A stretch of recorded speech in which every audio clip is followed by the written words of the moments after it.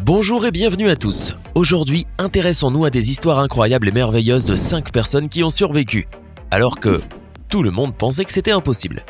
Mais d'abord, voici la question du jour. Quel pays est arrivé en 3e position lors de la Coupe du Monde de football 2018 ? Est-ce option A, la France, option B, la Belgique, ou encore option C, le Venezuela ? Ça devrait être facile cette fois. Écris la bonne réponse dans les commentaires et je vous dis ce qu'il en est en fin de vidéo. N'hésitez pas à liker la vidéo si elle vous plaît et si vous êtes nouveau sur la chaîne, n'oubliez pas de vous abonner et d'activer la notification pour ne rater aucune de nos prochaines vidéos. On commence.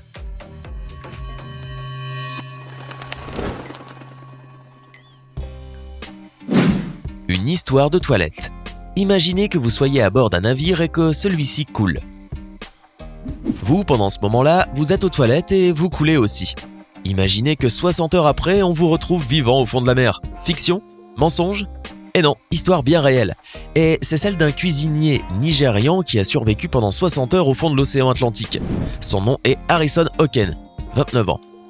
Il a été trouvé dans les toilettes du navire par des plongeurs qui s'étaient déplacés pour inspecter les débris. Personne ne s'attendait à trouver un survivant. Étonnamment, les toilettes où il se trouvait au moment du naufrage ont créé une bulle d'air. Et quand il a coulé, l'eau ne s'y est pas infiltrée. C'est cette bulle d'air qui lui a permis de respirer. Mais au bout de 60 heures, l'oxygène commençait à manquer et il a dû respirer ainsi. Cette histoire est surréelle et incroyable. Pourquoi l'eau ne s'est-elle pas infiltrée ? Comment ces toilettes n'ont pas été remplies d'eau ? Quel événement magique s'est-il produit ? Peut-être a-t-il une grand-mère qui prie pour lui tous les matins, lui donnant ainsi une protection divine ? Honnêtement, je n'en sais rien. L'histoire derrière le film 127 heures. Sans doute le cas le plus connu de cette vidéo, parce qu'il a été traité par le film 127 heures. Il nous raconte l'histoire d'Aaron Ralston, un aventurier qui aime faire de l'escalade et d'autres aventures dans la nature.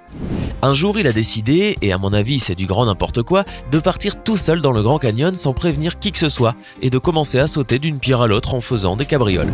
Sans doute trouvait-il que c'était une excellente idée. Conclusion, il a eu un accident et est tombé dans une fente du canyon et y est resté avec un bras complètement coincé entre le mur du canyon et une roche qu'il n'arrivait pas à bouger. Nous avons l'image réelle, la photo qu'il a prise lui-même avec son portable de lui bloqué dans la fente.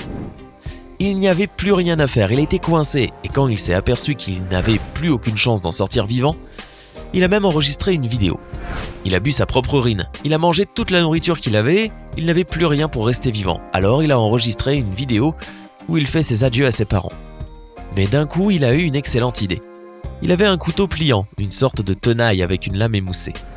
Ceux qui ont regardé le film le savent, en se servant de son bras comme levier, il se casse 2 os. Après, avec son couteau, il s'ampute pour pouvoir se sauver. C'est fou ? Oui. Mais s'il ne l'avait pas fait, il serait mort. Ce film est merveilleux. Voici la pierre, qui n'a pas bougé après qu'il se soit amputé le bras et s'en être sorti. Arriveriez-vous à deviner ce qu'il fait aujourd'hui ? Eh bien, il continue à faire de l'escalade. Il y a des gens comme ça. C'est comme un surfeur qui se fait à moitié manger par un requin et qui dirait « je veux retourner à l'eau ». Les enfants de Thaïlande. Parlons maintenant de la récente affaire des enfants de la Thaïlande. Cela s'est passé cette année et le cas est très simple à comprendre. Un jour, quelques enfants sont sortis d'un entraînement alors qu'il commençait à beaucoup pleuvoir. Ils sont donc allés chercher un abri dans une grotte qui est très connue en Thaïlande. Seulement, la pluie est arrivée bien plus forte que prévu. La tempête a empiré et ils ont été contraints d'entrer de plus en plus loin à l'intérieur de la grotte. Pour échapper à l'eau, ils sont passés par des endroits inaccessibles, avec l'espoir de ne pas mourir noyés dans la grotte. Conclusion, ils se sont arrêtés dans un endroit tout au fond de la grotte. Voilà son entrée. Ils sont passés par là et se sont arrêtés ici. Ils n'ont pas réussi à revenir sur leurs pas parce que l'eau avait envahi la grotte et que personne parmi eux ne savait nager. Qu'est-ce qu'on peut faire dans un cas pareil ? Eh ben on attend. Les groupes de sauvetage ont cherché où pouvaient être les enfants. Beaucoup de personnes se sont mobilisées jusqu'au moment où 2 des plongeurs ont réussi à traverser toute la grotte et les ont retrouvés. Voici une vidéo montrant le moment où ils sont arrivés et ont trouvé les enfants vivants. Ces enfants étaient là depuis 9 jours, sans manger. Ils devaient être vraiment désespérés. Les 2 plongeurs leur ont annoncé que l'aide arriverait bientôt et sont sortis de la grotte pour informer tout le monde de l'endroit où se trouvaient les enfants. Et à ce moment-là, tous les journaux du monde entier ont commencé à en parler. Je crois que vous avez dû suivre toute cette histoire dans la presse. Des plongeurs ainsi que des soldats venus du monde entier ont imaginé une stratégie pour sortir les enfants de la grotte, mais ça a vraiment été très compliqué. L'accès à l'endroit où ils se trouvaient était très restreint. De plus, il pleuvait toujours et cela ne s'arrêtait pas. La pluie pouvait faire que tout s'écroule. Complication supplémentaire, ils ne pouvaient pas creuser jusqu'à l'endroit où se trouvaient les enfants, parce qu'au-dessus d'eux, il y avait une montagne d'1 kilomètre. Alors ils ont commencé par leur apporter de l'eau et de la nourriture. 2 plongeurs étaient chargés de les approvisionner, mais c'était une mission très dangereuse. Tellement risquée qu'un plongeur, Saman Kunan, un homme de 38 ans, est mort alors qu'il effectuait un aller-retour pour fournir de la nourriture aux enfants. Il s'est perdu quand il faisait le retour, a manqué d'oxygène et est décédé. Après un tel drame, les sauveteurs ont quand même exécuté le plan de sauvetage qui était prévu. C'est là que l'on voit que les heures d'entraînement paient. Et grâce à leur incroyable travail, ils ont réussi à sortir tout le monde vivant de la grotte. Cela a été un travail très difficile. Ils devaient passer dans l'eau par des endroits où ils ne pouvaient transporter ni équipement, ni oxygène. Une mission d'exception pour toutes ces personnes, même si malheureusement elle a coûté la vie à un plongeur. Mais il est mort en héros, en voulant aider à sauver beaucoup de vies.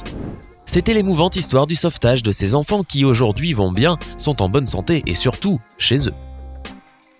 Survivre dans le désert. Regardez donc ce petit garçon. On dirait juste un jeune homme normal qui est plutôt discret. Mais c'est en fait un héros qui s'appelle Matthew Allen. Il avait 18 ans quand il a disparu et a été retrouvé par des grimpeurs en Australie. Il était alors incapable de rester debout, de parler. Bref, il n'arrivait plus à faire quoi que ce soit. Quand il a été retrouvé, il était au milieu du désert australien pendant la période la plus chaude de l'année.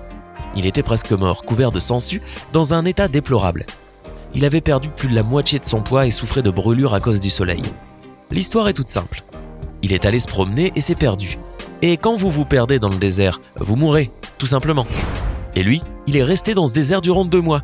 On ne parle pas du désert du Sahara ou d'un désert du Moyen-Orient, mais bien du désert en Australie. Comment vous dormez dans ce désert-là avec les bêtes ? Regardez les quelques espèces d'animaux qui y habitent.